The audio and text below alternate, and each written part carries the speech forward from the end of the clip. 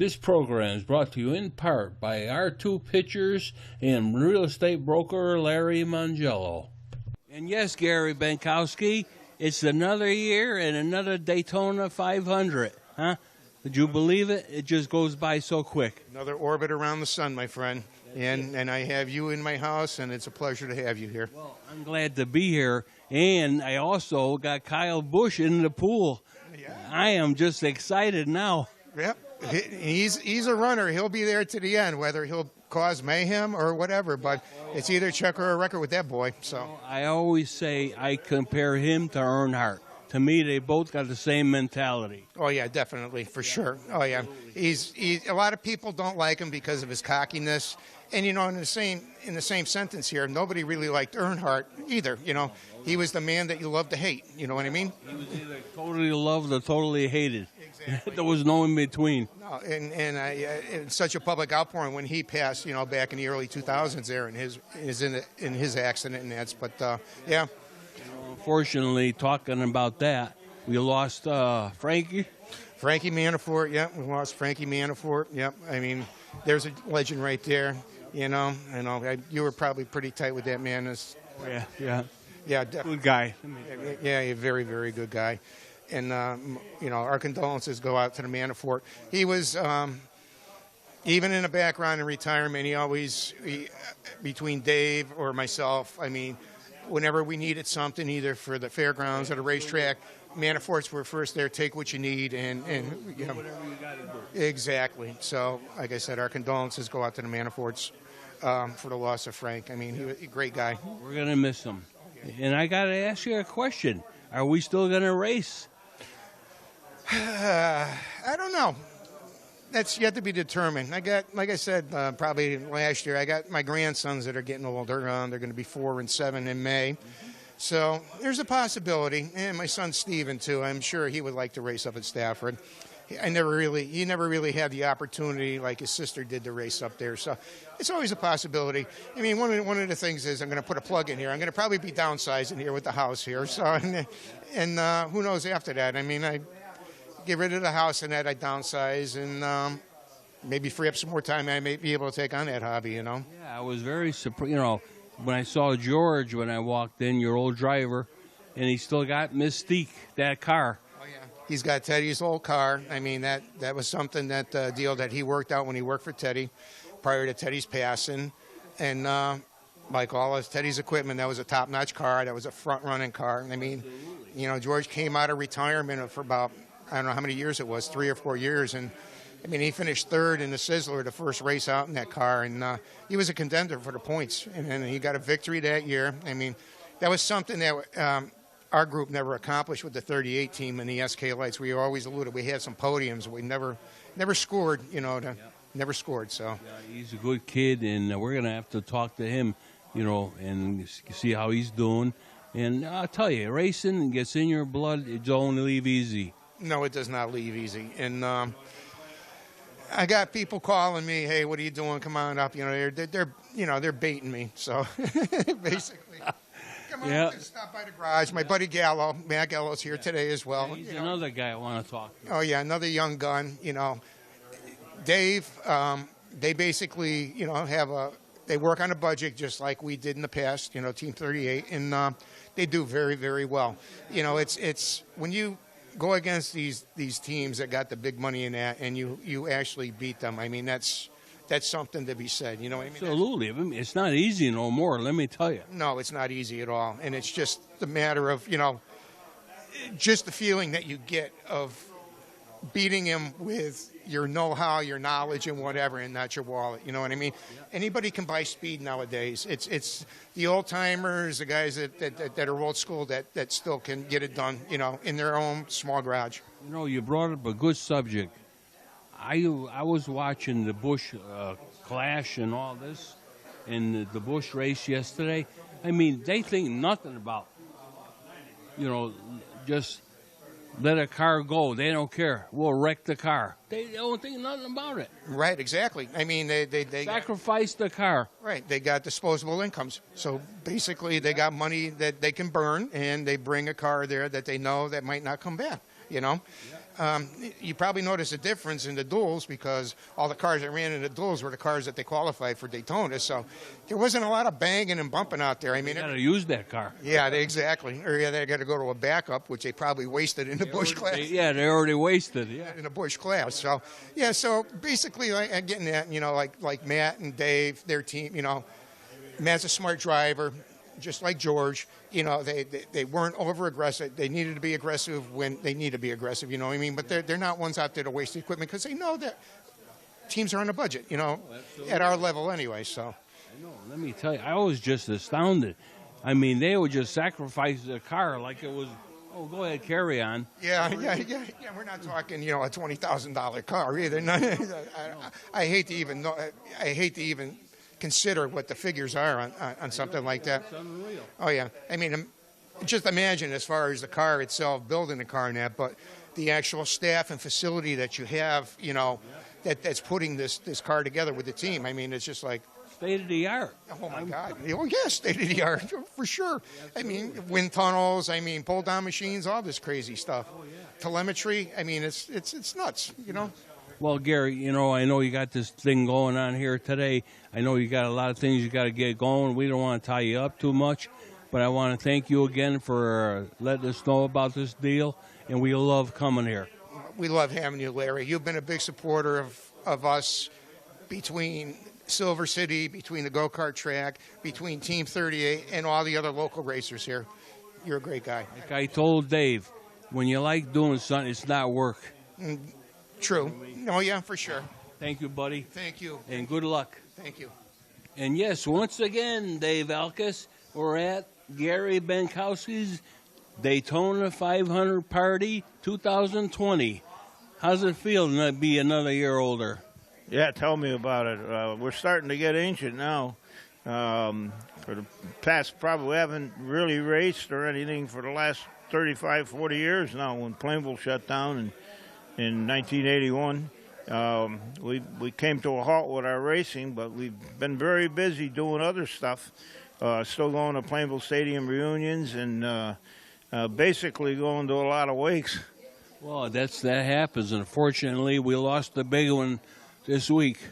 Yeah, we lost Frankie Manafort Jr. there. He was, I remember the days when we were racing, Frankie and I went in novice days back in the 60s there. He had the 76 and we had the 89 and the 87 with Ronnie Wyckoff and myself. And the old six-cylinder Chevrolets put a hurting to him, though. Oh, yeah, you guys, I can't remember. I remember like it was yesterday. The novice days were the best, I'll tell you. Well, back then we'd run 42 cars in a feature, and if you finished second or third out of the novice class, you could figure you almost won the race. He said it was unbelievable to try and come up through the pack. It was like a demolition derby on wheels. Absolutely, and back then you went to the junkyard to build a car. You got parts right out of the junkyard. Yeah, God bless. Don Spazzano always said that. He said the junkyard was your favorite partner when it came to building them. And we built them ourselves. And even the engines we got, we never went to buy a brand-new engine or have it sent out and have it done over.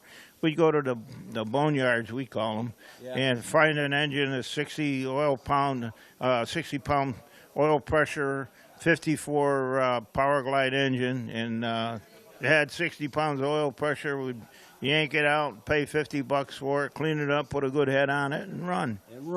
One of my favorite moments was Mo Gursey coming to your house to put the seal on. Would not go in the barn to do it. He made you bring the car out. Well, he started out. He was going to walk in there, and we had an extension cord that the outer coating was worn off of it a little, so he went to step in the puddle of water and frightened. He got a little bit of a shock. He got electrocuted a little, and he backed right off, and he said, "Hell with this." Yeah. So you're right, Larry. It's good that you remember that. But that's a long time ago. Let me tell you, it's moments like that you just never forget. Oh, yeah. Back in our days, you built what you raced, and you raced what you built.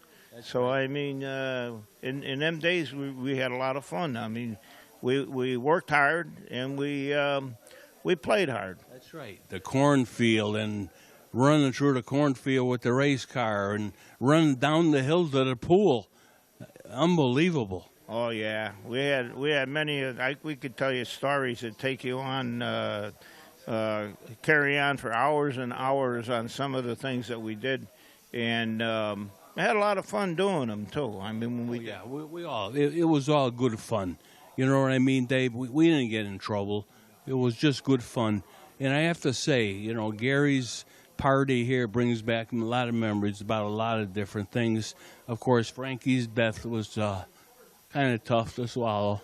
Yeah, I went to the wake over here last week, and I met, and Johnny came over, and I met the rest of the family, Angie and all them, and they couldn't say enough, and we couldn't say enough on how much the Manaforts had helped us down to the Lions Club.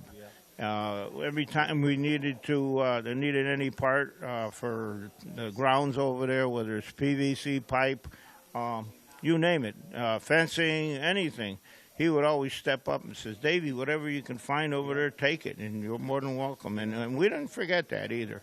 Yeah, they were good people, and you know we're gonna miss him. And thank God we still got Johnny still here, and you know just good memories. Yeah, John still got the the injection of racing into him, and he's going to carry on a lot of Frankie's memories that they got. You know, he's got two nephews that he helps out, and I'll tell you, they do excellent. Dana and Corey, they do excellent. The DiMatteos, yeah, they've done an excellent job. One of them won a championship here 2 years ago in the SK Lights, and he was running in the modifieds this year. A little tough for him, but he's getting around there. Yeah, he's a good little driver. Well, Dave, I don't want to tie you up. There's a lot of people here I know you want to say hello to, but as usual, buddy, you're right on your game, and we want everybody to remember you are the 5-time champ at Plainville Stadium. Yeah, don't forget. I mean, there's a lot of people that I still meet when we go to a grocery store. They got to be some of the old timers, and they still run into you. And remember when I gave them trophies when they were only like 10 years old. Yeah, that's right. And they didn't forget it over the years there. No. Good memories. Yeah, that's right. Also, we want to thank you guys. I mean, you Nutmeg racing there. Racing action today. And racing action today. You guys, you and Billy there, you guys step up to the plate all the time when you guys would get no effort. You know, Dave, when you like what you do, it's not work. That's right. No, you're right. Larry, you guys, I can't say enough about you guys, both you and Bill. Thank you. And of course, we're going to see you a little later on.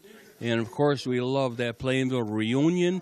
We're going to talk about having a roundtable discussion again. And we got plenty to do, buddy. Oh yeah, this year it's going to be a busy year. Absolutely. Take care, Dave. Thank you. Yeah. Good job. And yes, once again we got George Nocera with us, race car driver extraordinaire, I like to call you. Yeah. Tell me, how's it going? It's going pretty good. Living life. Living life, yeah. You enjoying things? Yeah, I am. Just got married about 1.5 years ago. Okay. Trying to have some babies. Loving life. Hey, that's fun. Yeah. Yep. Now tell me, how about racing? Anything in the future? Well, I still have my car. Slowly, surely, putting it back together. Just have the car lacking a motor and tranny, a few other things, but just plan on getting the car back on the ground, and if any opportunity comes afoot, we'll be ready. So are you looking for sponsors? Is that what you're doing? Yeah, always looking for a sponsor. Definitely need help, motor and tranny era, like I was saying. It's like one main thing holding me back from getting back out on the track. Yeah, I mean, it's it takes a lot of money, and it's not easy, let me tell you. Oh, no, I definitely know. Takes a lot more money than I have. Now, tell me about, you still got a crew together to put together? Sort of. We fell apart a little bit, but I got a good group of friends that love racing as well as I do. Well, let me tell you, your car, Mystique, right? Is that the car? That's what it used to be called, the old Mystique car. Yeah, it was your mentor there. Yep, one of Teddy Christopher's old cars. Yeah, really shame to lose him, huh? Yeah, it was devastating to everyone in the whole community. Now, tell me, what do you do for a living? Right now I work at Ferguson Mechanical, becoming an apprentice, become a plumber. Oh, yeah, wow. Good. Hey, there's always a need for that, right? Yeah. Yeah. It's a good trade to be in. Good trade to begin. Yeah. So, do you have a garage you could work out of with the car? Yeah, I got a nice, 1.5 car garage, just perfect for one race car. Oh, that's great, great. Where do you call home these days? I live in Bristol, Connecticut. That's good. And who do you got today in the pool? Michael McDowell. Oh, wow. I wasn't too thrilled about it at first, but then my buddy reminded me he had a pretty good strong finish last year. He's a pretty good car. He's in a pretty good car. He's a pretty good driver, so I got a chance. Well, this race here, anybody could win. I don't have to tell you that, right? That's very true. Anybody can win. We even got great hopes for our buddy here in town, Priest, let me tell you. Everyone, he's like our favorite son here. Oh, yeah. I'm definitely cheering for Brian. And he's good, too. He's really good. He's got a pretty good car. Yep. It was really strange. I was looking they had highlights on before the race, and Bubba Wallace, I interviewed at Lime Rock Park when he was a 16-year-old kid, literally unknown. And Really? to see him at Daytona today, That's pretty cool, yeah. it's cool. You know what I mean? Who would have ever thought? You know Was what he I in mean? the car? He was yeah.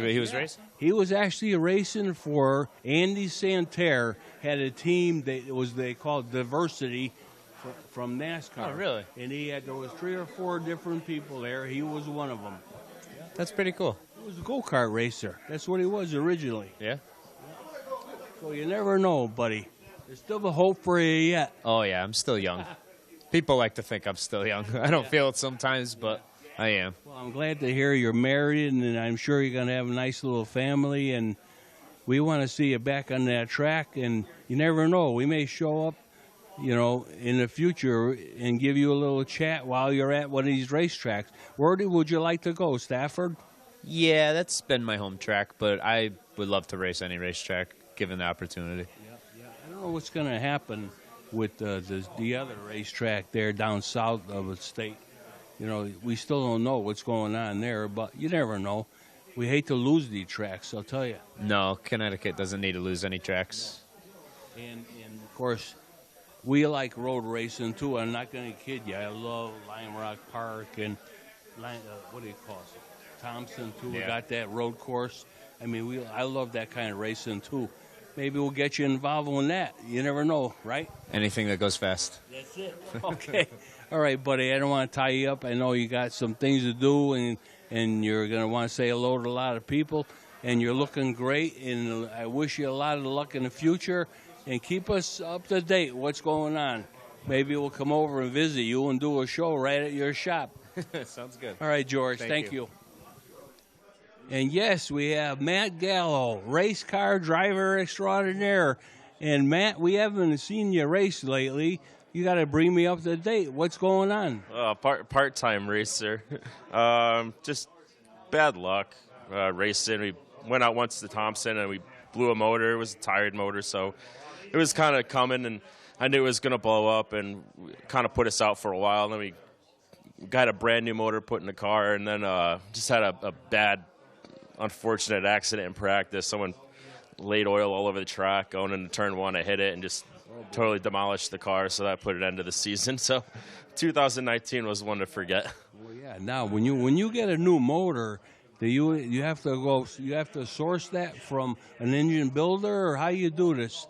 We go to my father's really good friend, Tony Altieri. He's been building my motors forever. No, never had issues. Actually, the first time I blew a motor ever in my racing career was this past year, but it was tired, so it was kind of knew it was going to go. So, but Tony, go to him, builds the best modified motor out there, so can't say enough about him. Oh, yeah, I've seen him in action, and you're right. He does a lot of work with a lot of people.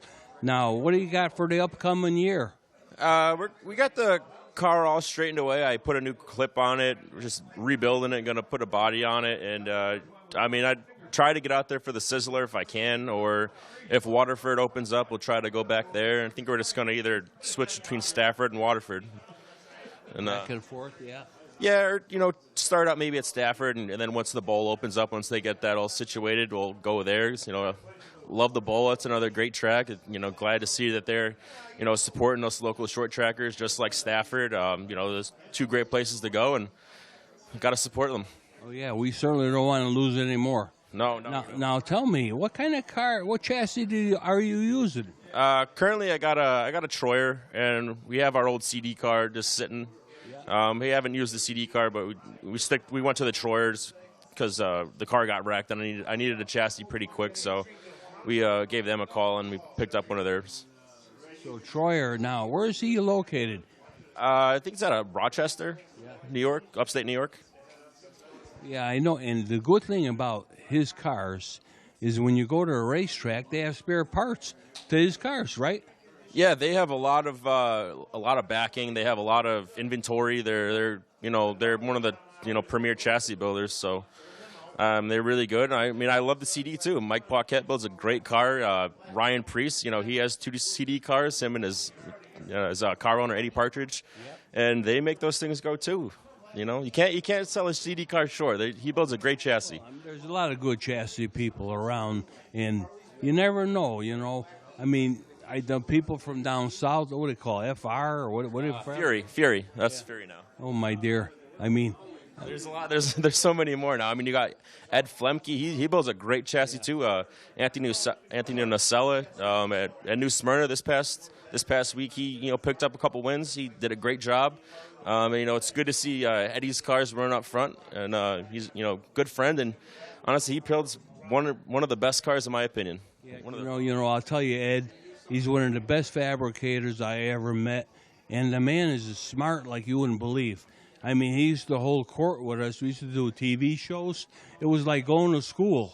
I mean, you know what I mean? Oh yeah, he's a wealth of knowledge. Just like his father before him. The stuff he probably learned from Ed Sr. was amazing. And he's not afraid to let you know too. And no matter what your problem is, he'll help you out. Oh, for sure. I go there all the time and say hi. He'll let me use some of the equipment to bend up bodies to my race car. A super nice guy. Couldn't say enough about him. He's a great dude. Yeah. Well, we, like I said, we're anxious to see you in action again, and we kind of miss going to the track. Now, tell me, are you in SK or Tour? What have you been doing? We're running an SK. I'd like to get a tour type car, but the motors are just so expensive, and we invested so much into our SK deal. So, I mean, to make that jump, it's something I'd love to do eventually. I think the racing's better. I feel like it suits my racing style a little better. There's a lot more respect. So it's all in the motor? Pretty much. I mean, you can get upgraded shocks. I think you can do a little bit more with that. Different tire compounds. Different gearing. You buy different rear end. Probably you want a quick change if you're going to run a tour type car. But the motors they're just so much money. Oh, I know. Oh boy, the days of the junkyard are over. There's no more junkyard stuff. I mean, I still try to keep it old school. I do my own front clips. I built a jig for my race car, so whenever it gets wrecked, I'm the one that's fixing the chassis. I'm always making my bodies, so it's kind of cool to keep it in that in-house deal. Not a lot of people do it anymore, and I think that's the true racer. They fix their own things. They get passionate about when their car wrecks, and they like to Let me tell you, Matt. When you're driving a race car that you put together yourself, you drive it a little differently. I try to drive, not over my head, in control. But if you're going to go out there and race, it's going to be put in harm's way. So you can't hold back. You got to go out there and give it 110%. And I was telling Gary, I've been watching the Cup races, and to me, I mean, they just let a car go. They'll sacrifice a car without even batting an eyelash. I mean, they obviously want to keep their primary cars underneath them, but I mean that's racing. You can't expect the car to last forever. No. Well, I can't wait to see you back in action. I want you to say hello to Dad for me, and I'll have to stop by. We'll have to do a show down your place. I'd love to see what you do inside there. You could do that, yeah. There's always something going on. The race car is there getting built now, so whenever you want, just let me know. We're gonna have to stop by get some race gas for our vintage motorcycle. Oh boy. We've got plenty of race gas. Yeah, you sell it, right? Yeah, we sell Sunoco race fuel. Yeah. Absolutely, buddy. Well, let me let you get back to the festivities. Who you got in the pool today? The pool, I got Kevin Harvick, so I'm hoping that he does pretty good tonight. Oh, you got a good guy. Yeah, it's a pretty good number. I mean, I couldn't believe I pulled Kyle Busch. I think this guy is going to take the win tonight. I hope so. He got the Gibbs And car. he never won Daytona. He never won Daytona. It's always the first time. It's not. He's got good equipment. Oh yeah, let me tell you, you could count on. I know who I'm going to be going after if you win. I'm going to try to take some money away from you. Okay. All right, buddy, you got it as usual. Pleasure talking to you, Matt, and we'll be down to see you. Take Sounds care. good. And yes, we come to the conclusion of the show. It was just a great time here at Gary's. And I want to remind you to please come back next week to Racing Action Today.